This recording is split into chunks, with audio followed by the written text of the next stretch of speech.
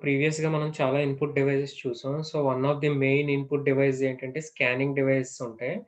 So, scanner scanning డివైస్‌కి scan చేసుకోవడానికి use చేసే డివైస్‌ని ఏమంటారంటే స్కానర్ అంటాం. సో, మనకు తెలిసిందే.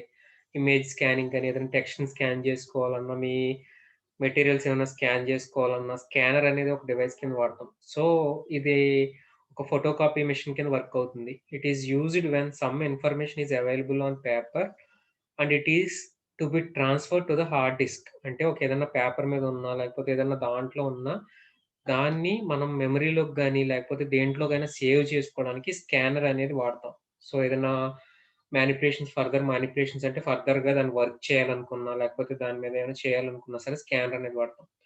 So, the scanning devices can be differentiated from each other. So, different types of scanning devices ఉన్నాయి. So, ఎలా డిఫరెన్షియేట్ చేస్తారంటే ఒకటి రిజల్యూషన్. సో, రిజల్యూషన్ అంటే ఏంటంటే, మనం ఫోటో ఉంటుంది కదా! మనకి కనిపించిన ఒక ఇమేజ్‌ని స్కాన్ చేశాననుకోండి. దాని రిజల్యూషన్ అంటే ఇన్ డెప్త్ స్కానింగ్ చేసిందా లేదా? మీరు ఫోటో తీసుకున్నారు. సో, ఆ ఫోటో వెనకాల చాలా బ్యాక్‌గ్రౌండ్ ఉంది. అంటే ఇన్ డెప్త్ మైన్యూట్ డీటెయిల్స్‌ని కూడా క్యాప్చర్ చేసిందా లేదా ఆ స్కానరు. సో, దాన్ని బట్టి అది రిజల్యూషన్ అంటారు. సో, నెక్స్ట్ సైజ్ బట్టి. సో, పెద్ద సైజ్ ఉందా? చిన్న సైజ్ ఉందా? ఒక్కొక్క స్కానర్ చాలా పెద్దగా ఉంటుంది. ఒక్కొక్క స్కానర్ మన మొబైల్‌లోనే ఉంటాయి. మొబైలే స్కానర్ కింద వర్క్ అవుతాయి. సో, అలా సైజ్‌ని బట్టి కూడా సైజ్‌ని, రిజల్యూషన్‌ని బట్టి స్కానర్‌ని డిఫరెన్షియేట్ చేస్తారు. మనకి స్మాల్ అంటే చిన్న చిన్న స్కానర్‌లు ఉన్నాయి. అలాగే పెద్ద పెద్ద స్కానర్స్ కూడా ఉన్నాయి. మనం బ్యానర్స్ ఎవరికైనా బ్యానర్స్ ఏస్తాం కదా! బయట ఏదన్నా పబ్లిసిటీ పర్పస్ కోసం. అప్పుడు ఏదన్నా ఇమేజ్‌ని స్కాన్ చేసుకొని దాన్ని ప్రింట్ ఔట్ ఇవ్వాలి కదా! సో, అలాంటప్పుడు ఏం వాడతారంటే పెద్ద పెద్ద స్కానర్స్ అనేవి వాడతారు. సో, స్కానింగ్ లోపల వాడుకునే టెక్నాలజీ ఏంటంటే ఆహ్, సీసీడీ ఒకటిని నెక్స్ట్ ఫోటో మల్టిప్లెక్స్ ట్యూబ్స్ అని ఫోటోస్‌ని రావడానికి, అది డిస్‌ప్లే అవ్వడానికి. సో, సీసీడీ అంటే ఏంటంటే ఫోటో ఎలక్ట్రానిక్ ఎఫెక్ట్ అని ఒక ఎఫెక్ట్ ఉంటుంది. దాన్ని వాడుకుంటుంది సీసీడీ. సో, కొన్నేమరీ టీఎంటీ ఫోటో మల్టిప్లైర్ ట్యూబ్స్ అనే టెక్నాలజీస్‌ని వాడుకొని స్కాన్ చేసుకుంటాయి. సో, మనకి చాలా టైప్స్ ఆఫ్ స్కానర్స్ ఉన్నాయి. కానీ మెయిన్ స్కానర్స్ ఏంటంటే ఒకటి హ్యాండ్ హెల్డ్ స్కానర్. పేరులోనే ఉంది. చిన్న చేతిలోంచే స్కాన్ చేసేసుకోవచ్చు. లైక్ మొబైల్‌లోంచి స్కాన్ చేసుకుంటానికి చేత్తోనే పట్టుకొని చేసేసుకోవచ్చు. సో, ఇంకా టైప్స్ ఉన్నాయి దాంట్లో. నెక్స్ట్ ఫ్లాట్ బెడ్ స్కానర్స్ అంటే ఒక చిన్నదుంటుంది. సో, దాని మీద ఒక ఫోటో పెట్టి దాన్ని క్లోజ్ చేసామనుకోండి, స్కాన్ చేసుకుంటుంది. డ్రమ్ స్కానర్స్ అంటే ఏంటంటే ఒక డ్రమ్ టైప్ ఉంటుంది. దాంట్లో పెద్ద పెద్ద ఇన్ డెప్త్ బాగా పెద్ద పెద్దయి చేయాలనుకుంటే గనక ఈ డ్రమ్ స్కానర్స్ వాడతాం. నెక్స్ట్ స్లైడ్ స్కానర్స్ అంటే ఏంటంటే స్లైడ్ అవుతూ ఉంటుంది. ఇదివరకు మనకి ఫోటోస్‌కి ఫిల్మ్ ఉంటుంది. లోపల నెగెటివ్ అని రీల్ టైప్ వచ్చేది కదా! సో, ఆటిలిని స్కాన్ చేసుకోవడానికి స్లైడ్ స్కానర్స్ అని యూజ్ చేసాం. సో, ఇయి చూడండి. ఆహ్, సో, హ్యాండ్ హెల్డ్ ఇలాగా ఉంటుంది. అలా కాకుండా ఇంకా వేరే టైప్‌లో కూడా ఉంటుంది. ఒకసారి చూపిస్తాను హ్యాండ్ హెల్డ్‌ది. చూపిస్తాను ఒకసారి.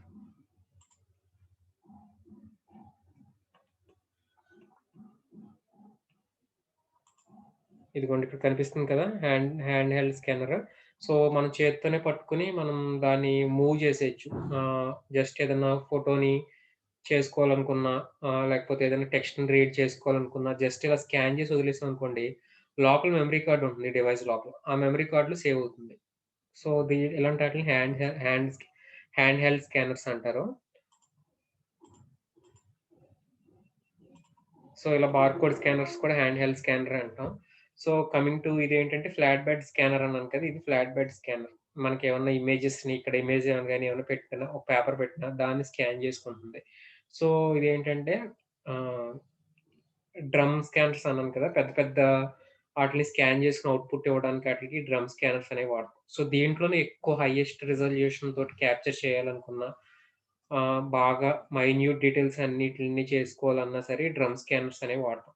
So, coming to slide scanners అన్నాను కదా! దీంట్లోనే ఇక్కడ మనకి నెగెటివ్ అనేది ఉంటుంది. సో, దీన్ని ఇలా స్లైడ్ చేస్తే గనక సో, ఆ నెగెటివ్‌ని బట్టి ఒక టెక్నాలజీని వాడుకొని ఆ ఇమేజ్‌ని క్యాప్చర్ చేసుకుంటుంది. సో, వన్ బై వన్ చూద్దాం.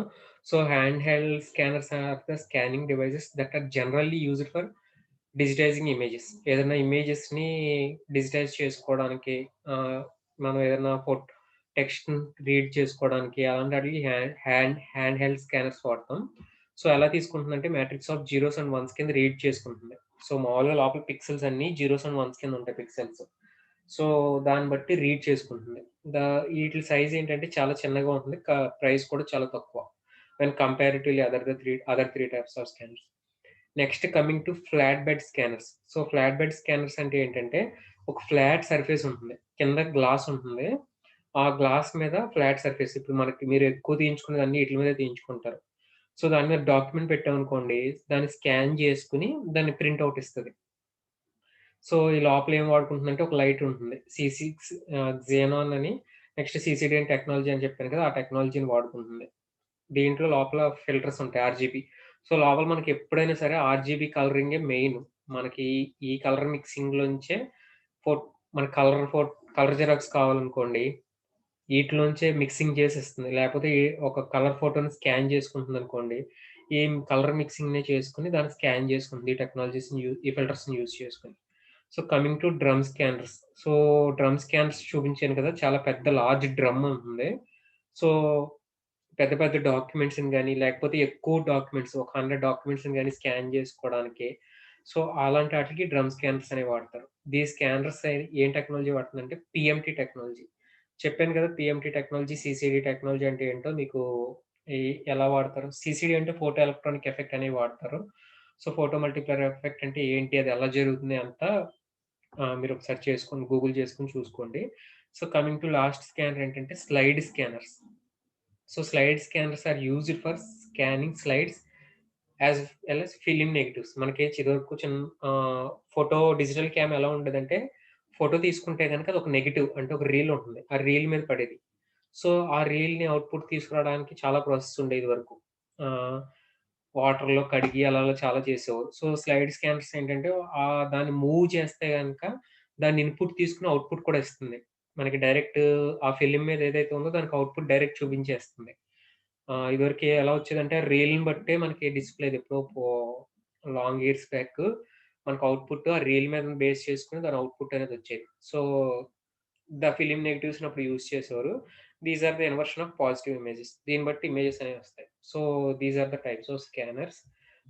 కమింగ్ టు నెక్స్ట్ వన్ ఏంటంటే optical recognition device. So, optical అంటే ఏంటి? ఒక లైట్ ఉంటుంది. ఆప్టికల్ లైట్‌ని బేస్ చేసుకొని క్యారెక్టర్స్‌ని ఆటిలిని రికగ్నైజ్ చేస్తాం. మనకి ఆప్టికల్ అన్న వెంటనే గుర్తు రావాల్సిందేంటంటే ఓఎంఆర్ షీట్ అని గుర్తు రావాలి. ఓఎంఆర్ షీట్ అంటే ఏంటంటే ఇదివరకు ఇప్పుడంటే మీకు ఎంసెట్ అనేది ఆన్‌లైన్ అయిపోయింది గానీ, ఇదివరకు ఓఎంఆర్ షీట్స్ మీద ఎంసెట్స్ గాని చాలా ఓఎంఆర్ షీట్స్ మీద పెట్టేవారు. మీకు ఏమన్నా కాలేజ్‌లో చిన్న చిన్న టెస్ట్స్‌కి ఓఎంఆర్ షీట్ అని పెడతారు కదా! దాంట్లో ఏంటంటే బబ్లింగ్ చేస్తారు మీరు.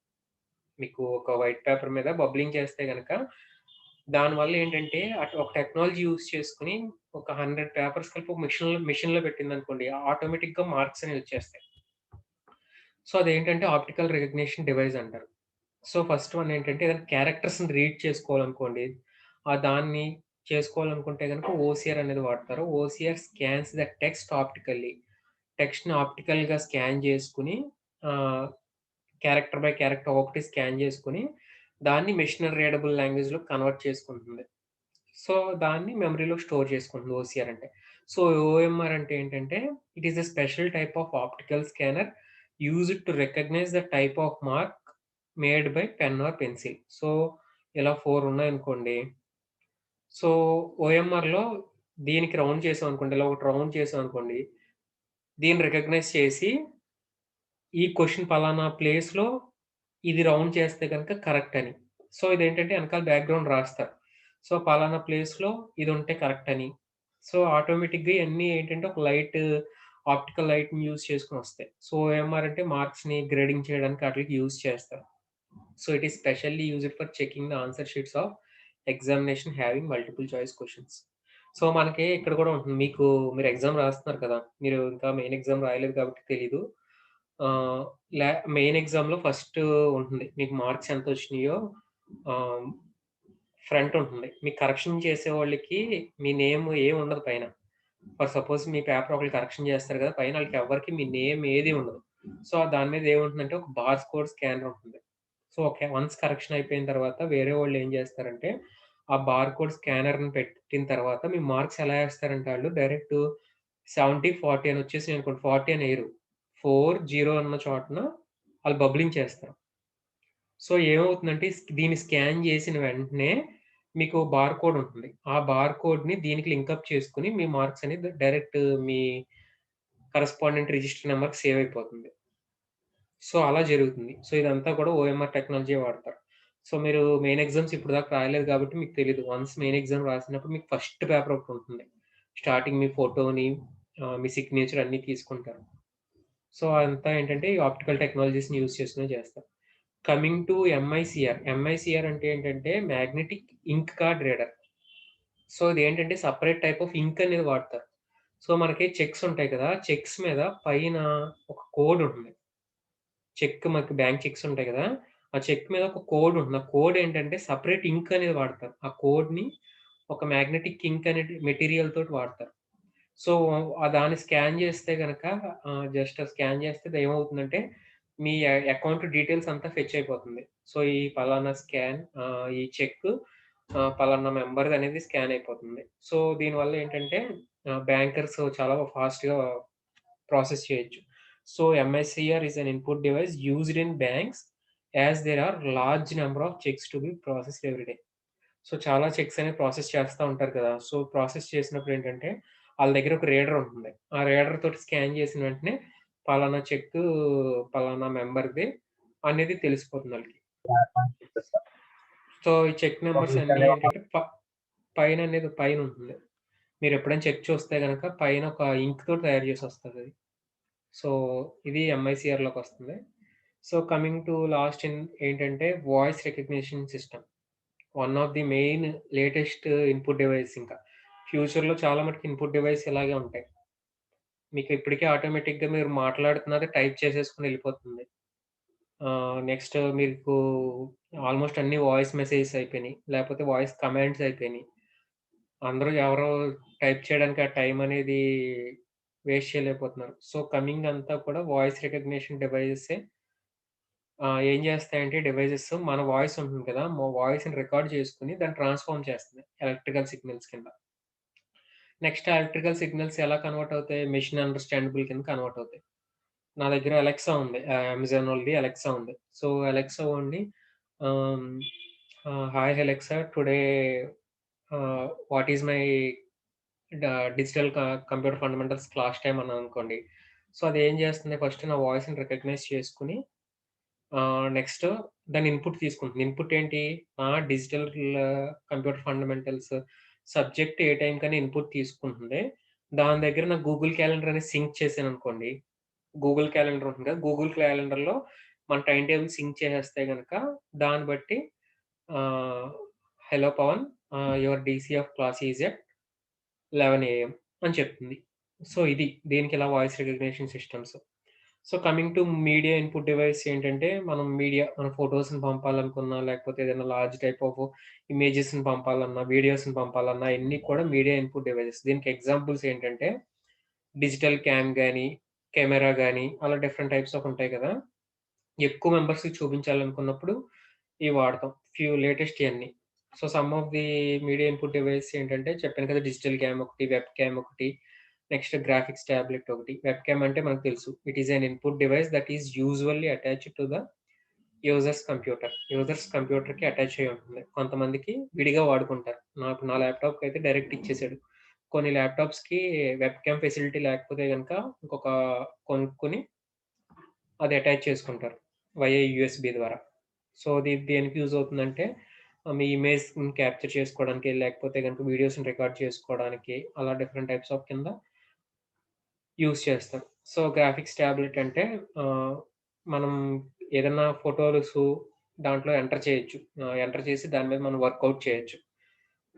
So, it is one of the important device. ఇదే కాకుండా ఇంకా చాలా ఉంటాయి. నేను ఇప్పుడు ఒకటి వాడుతున్నాను. ఏంటంటే మీకిక్కడ రాస్తున్నాను కదా! Input device. So, input device ఇది రాస్తున్నానంటే నా దగ్గర ఒక పెన్నుంది. సో, ఇది కూడా ఒక ఇన్‌పుట్ డివైస్ అవుతుంది. ఆ పెన్ ఏంటంటే నా దగ్గర ఒక స్పెషల్ ట్యాబ్ ఉంటుంది. కింద ఒక ప్యాడ్ ఉంటుంది. మామూలుగా ఒక ప్యాడ్ టైప్. ఆ ప్యాడ్ మీద రాసింది మీకిక్కడ ఎక్కడ డిస్‌ప్లే అవుతుంది? మీ మానిటర్ మీద డిస్‌ప్లే అవుతుంది. నేను మానిటర్ మీద ఎక్కడ రాయట్లా. లేకపోతే మౌస్ తోటి స్క్రోల్ చేయట్లా. నా దగ్గర ఒక ప్యాడ్ ఉంది. మీరు కావాలనుకుంటే గనక పెన్ ట్యాబ్ అని కొట్టండి. సో, పెన్ ట్యాబ్స్ అని ఉంటాయి. సో, ఇది కూడా ఒక ఇన్‌పుట్ డివైస్. సో, మామూలుగా ఎగ్జాంపుల్ చెప్తున్నాను. సో, పెన్ ట్యాబ్ అని కొడితే గనుక నా దగ్గర ఒక ప్యాడ్ ఉంటుంది. ఆ ప్యాడ్ మీద రాస్తే మీకిక్కడ డిస్‌ప్లే అవుతుంది. సో, అలాగే చాలా టైప్స్ ఆఫ్ ఇన్‌పుట్ డివైస్ ఉన్నాయి. మనం కొన్ని మేజర్‌వి చూసాం అంతే.